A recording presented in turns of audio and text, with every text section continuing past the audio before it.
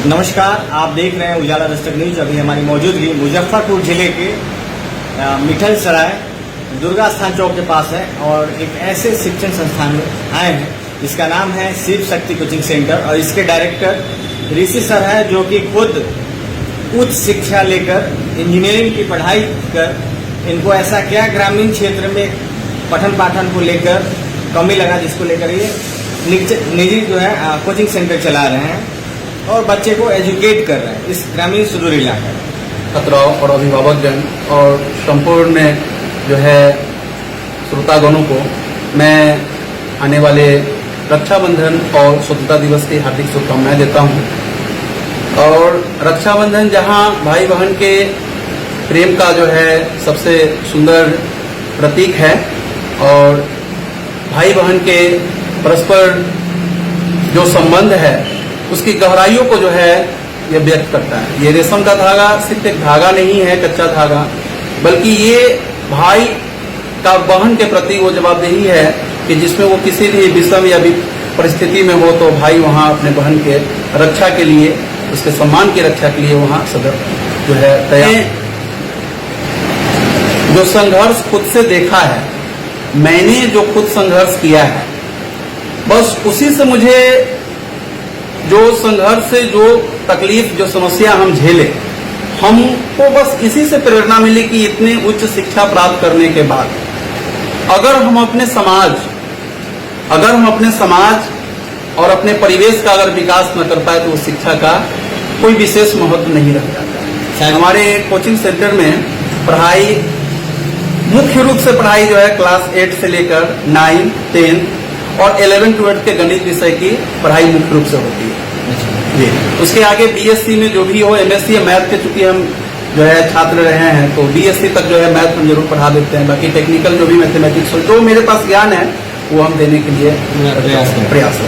इसका मतलब होता ही है बेस, और इसका जो है लगाव कंसेप्ट से भी होता है, क्योंकि जब तक बेस आप क्लियर नहीं कीजिएगा तब तक आपका कंसेप्ट भी क्लियर नहीं होगा। किसी भी बहुमंजिली इमारत का जो है आधार उसके प्रथम तल से ही होती है। उसकी मजबूती जितनी अधिक होती है उतना ही ऊंचा जो है इमारत उठ पाता है और उतना भूकंप या बाढ़ या किसी प्रकार के आपदा को झेल पाता है। सेम परिस्थिति जो है विद्यार्थी के साथ भी होता है। जब हम यहाँ कोचिंग संस्था शुरू किए थे उस समय परिस्थितियां थोड़ा सा अलग थी और 2010 या 11 का समय था, तो बहुत छोटे लेवल पे हम शुरू किए थे। मतलब उस समय तो हम पैसा भी नहीं लेते थे, साल 2 साल 3 साल तक, क्योंकि जो भी हमसे हेल्प हो सके मुफ्त ही किए। लेकिन आवश्यकता आविष्कार की जननी है, थोड़ा बहुत पढ़ाई करने के दौरान मुझे भी कुछ पैसों की आवश्यकता पड़ी, तो थोड़ा थोड़ा जो नाम मात्र का जो होता है जिससे गार्जियन को भी बोझ न हो वो हम किए। तो इसमें जो आप बेसिक्स की जो बात किए थे वो काफी हम कमजोर महसूस कर रहे हैं।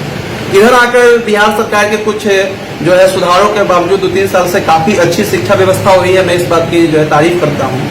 लेकिन मैं उस समय प्रयास मैंने किया था, उस समय जो है हमको काफी समस्याओं से सामना करना पड़ा। उस समय बच्चों का बेस काफी कमजोर होता और इच्छा शक्ति की भी काफी कमी थी, क्योंकि लोग कहते थे कि पढ़ लिख के क्या करेगा, बहुत तरह की बात है। तो हम उस परिस्थिति में बच्चों को सबसे मूलभूत चीज उसकी मातृभाषा जो है हिंदी, पहले हम उस पर फोकस किए। मैं आपको बता दूं कि मैं शुरू से ही इंग्लिश मीडियम से ही पढ़ा हूं छात्र, मेरा इंग्लिश मीडियम ही मेरा शुरू से जो है रहा है। लेकिन जब यहाँ आए तो हमको लगा कि नहीं, डायरेक्ट इंग्लिश नहीं चलेगी, पहले हमको यहाँ के भाषा से जुड़ना होगा, मातृभाषा से जुड़ना होगा, तभी वो होगा। तो एक और सवाल है, बहुत मडराता जा रहा है, गहराता जा रहा है, समाज की गहराइयों में जिस तरीके से भागम भाग की स्थिति बनी हुई है, उस तरीके से पढ़ाई के साथ साथ बच्चों में संस्कार डेवलप करना ये भी एक बहुत बड़ी समस्या है। देखिए, ये समस्या बड़ी समस्या नहीं बल्कि बहुत विकट समस्या है। देखिए, समाज का निर्माण और उसकी मुख्य थोड़ी परिवार होता है, और परिवार में जो उसके मुखिया जो भी गार्जियन होते हैं वो महत्व रखते हैं, माता पिता, और उसके बाद स्थान शिक्षक का भी आता है। ये शिक्षक भी रखते हैं कहीं ना कहीं बच्चे को। हाँ, तो देखिए सर, इसकी बुनियाद हमारा समाज ही है। वो कहावत है ना कि सर कि अगर हम चंदन के वन से गुजरेंगे तो चंदन की खुशबू मिलेगी, गोबर के ढेर से गुजरेंगे या गंदगी से बच जाता हुआ गंदगी से तो उसकी बदबू है। इसमें हमारा समाज भी थोड़ा बहुत दोषी है, क्योंकि जिस प्रकार से सांस्कृतिक कार्यक्रमों का आयोजन होता है, चाहे सरस्वती पूजा हो, चाहे वो दुर्गा पूजा हो या विसर्जन पूजा हो, कोई भी, आप देख सकते हैं विसर्जन के समय जिस प्रकार के अश्लील गानों का प्रयोग होता है और जिस प्रकार से चलते हुए ऑटो या ई रिक्शा से आप अश्लील गाना सुनते हैं, आखिर इस गाना और उसके जो है मतलबों से या उसके माहौल से जो बच्चा है, जो अबोध बच्चा है, मिट्टी की कच्ची मूरत, उस पर जो दिमाग पर असर करता है, वो तो उस चीज से उसको दूर करता है। और उससे अधिक सोशल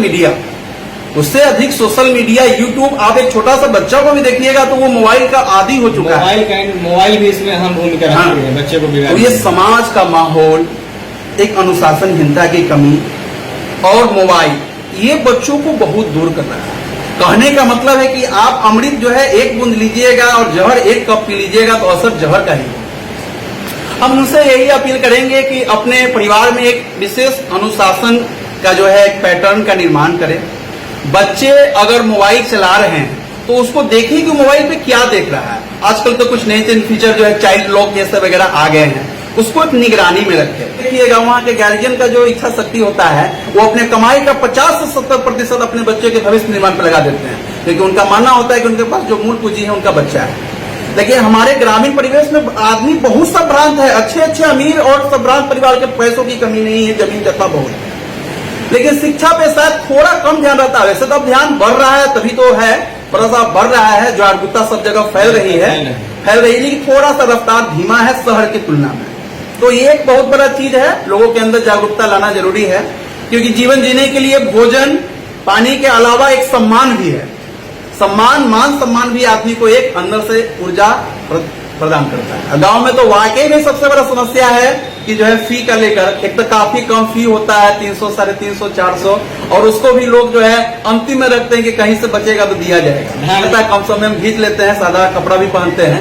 लेकिन हमको इस चीज से ये तकलीफ होता है कि जिस काम पर हमें पहली दृष्टि रखना चाहिए, हम उसको अंतिम दृष्टि में रखते हैं। हमको जो पहले T1 होना चाहिए, T2 होना चाहिए, उसको हम TN पे फेंक देते हैं। जी नहीं, TN पे नहीं फेंकिए, उसको T1 पे डालिए। TN बराबर A + N - 1 D पे डालिए, उसको T1 पे निकालिए, तब तो देखिए कि क्या होता है। अरे एक पीढ़ी अगर मेहनत करती है तो दूसरा पीढ़ी जो है पढ़ता है, और दूसरा पीढ़ी अगर थोड़ा कम पढ़ता है तो अगला पीढ़ी और ज्यादा पढ़ता है, उसका अगला पीढ़ी और उच्च शिक्षा प्राप्त करता है BA में, उसका अगला आगे PhD, इंजीनियरिंग और बहुत सारे चीज है, और जागरूकता भी फैलता है। इस चीज को जो है देखना काफी बरस होता है। तो हमारे यहाँ सुनिए, पेमेंट के लेकर क्या होता है, 6 महीने कोई बच्चे पैसे नहीं देते, साल भर नहीं देते, तो उसका कुछ क्राइटेरिया हो गया। किसी के गार्जियन गिर गए, कोई राजमिस्त्री काम कर रहा है, गिर गया, वो बच्चा कहा कि सर हमारा गार्जियन के कोई उपाय नहीं, बोले तुम पढ़ो, साल भर पढ़ो या 2 साल पढ़ो, जब तुम्हारे गार्जियन पैर पे खड़े हो जाएंगे, कमाने लगेंगे, तब तुम हमको 2 रुपया देना। पैसा के कारण तुम्हारा शिक्षा नहीं रुक सकता है। इतिहास गवाह है, 17-18 साल से ऋषि सर काम कर रहे हैं, कोई एक बच्चा कह दे कि पेमेंट के लेकर ऋषि सर उसको क्लास से बाहर कर दिया होंगे, कभी नहीं। ये मेरा मूल सिद्धांत है। शिक्षा को कोई और पेशा बनाता होगा, हम शिक्षा को पूजा की तरह, एक साधना की तरह करते हैं। अपना परिचय है। मेरा नाम ऋषि कुमार हुआ और हम शिव शक्ति कोचिंग सेंटर के जो है संचालन करता है, और हम 2011 से मुख्य रूप से जो है कोचिंग का संचालन कर रहे हैं। ऋषि सर थे, इनकी जुबानी सुन रहे थे। शिव शक्ति कोचिंग सेंटर मिठन सराय, जो दुर्गा स्थान चौक के पास स्थित है, उसकी कहानी इन्होंने बेबाक अंदाज में शिक्षा के प्रति अपनी जो जागृति जगाई है। इस एरिया में जिस समय गिना चुना कोचिंग होता था, उस समय से शिक्षा के क्षेत्र में नाम मात्र फीस लेकर एक अलग जगाने का काम कर रहे हैं। इन्होंने कहा बच्चे तो आजकल फर्स्ट कर रहे हैं, लेकिन बेसिक जो बुनियादी है वो जो है कॉन्सेप्ट थोड़ा आउट नॉलेज नहीं हो पा रहा है। ये कहीं ना कहीं आगे बच्चे को गर्त में धकेल रहे। तो निश्चित तौर पे आप लोग जितने भी इस एरिया के आसपास के बच्चे देख रहे हैं, छात्र छात्राएं देख रहे हैं, उनसे मेरा भी अपील रहेगा कि आप लोग बुनियादी शिक्षाओं पे विशेष जोर दें। जो फाउंडेशन है उस पर विशेष ध्यान दें। अंत में जाते जाते सर क्या कहेंगे? देखिए, मैं तो यही कहना चाहता हूं कि हमारे शिव शक्ति कोचिंग सेंटर में पढ़ाई के साथ साथ बच्चों को प्रोत्साहित करने के लिए बहुत सारे पुरस्कार योजनाएं हैं। मैं प्रतिदिन बच्चों से 3 प्रश्न पूछता हूं और उसके 3 पॉइंट देता हूं। जितने प्रश्न वो देते हैं उसके उतने पॉइंट उसको दिए जाते हैं। मेरे यहाँ स्टिक लेग्स पॉलिसी है, मैं बच्चों को हंसा खिलाकर पढ़ाता हूँ और 3 पॉइंट्स के आधार पर जो महीने में सबसे अधिक पॉइंट लाते हैं उन बच्चों को मैं रिपोर्ट कार्ड पुरस्कार, आरसीपी पुरस्कार प्रति मंथ देता हूं। मेरा अपना यूट्यूब चैनल भी है। उसके साथ जो बच्चे 30 दिन प्रेजेंट रहते हैं वर्किंग क्लास में, मैं उनको 100% उपस्थिति पुरस्कार देता हूं। और मैं प्रत्येक 15 दिन पे परीक्षा लेता हूं 100 अंकों का, जिसमें जो बच्चे प्रथम स्थान पे आते हैं उनको मैं टॉपर E1 पुरस्कार देता हूं, दूसरे स्थान पे आने वाले बच्चों को E2 पुरस्कार देता हूं और तीसरे स्थान पे क्लास वाले E3 पुरस्कार। साथ ही साथ जो बच्चे 60 अंक से ऊपर लाते हैं उनको 60+ पुरस्कार दिया जाता है और उसके नीचे वाले बच्चों को प्रोत्साहित किया जाता है कि आप भी मेहनत करें। इतना ही नहीं, मैंने इस साल 465 अंकों के साथ, 500 में 465 अंकों के साथ, एक बार कैमरा आप फोकस कर सकते हैं वहां उस तस्वीर पे, 465 अंकों के साथ रंजना कुमारी सिंह जो कि ब्लॉक टॉपर हुई है काटी को, मैंने दिया है। उसके मार्कशीट पर भी आप फोकस कर सकते हैं, कितना उम्दा और बेहतरीन मार्कशीट है। मेरे सामने यहाँ आप देख सकते हैं, ये हर बच्चे जो है अलग अलग साल के कुठियापुर हाई स्कूल के टॉपर हैं और ये सब अपने अपने क्षेत्र में बहुत अलग स्थान पे बहुत बेहतर कर रहे हैं। कोई इंजीनियरिंग कर रहा है, कोई डॉक्टर कर रहा है, 1-2 टीचर भी अपना जो है बन गया है। सब जगह अलग अलग जगह पे अपना कार्य कर रहा है। अब मेरा प्रयास है कि मैं इंजन बनकर जो है सारे बोगियों को खींचूं और सड़क भले ही मंजिल तक नहीं पहुंचता है, लेकिन सड़क पर चलने वाले लोग मंजिल पे जरूर पहुंच जाते हैं। इसी बात से साथ में अपनी बात करें।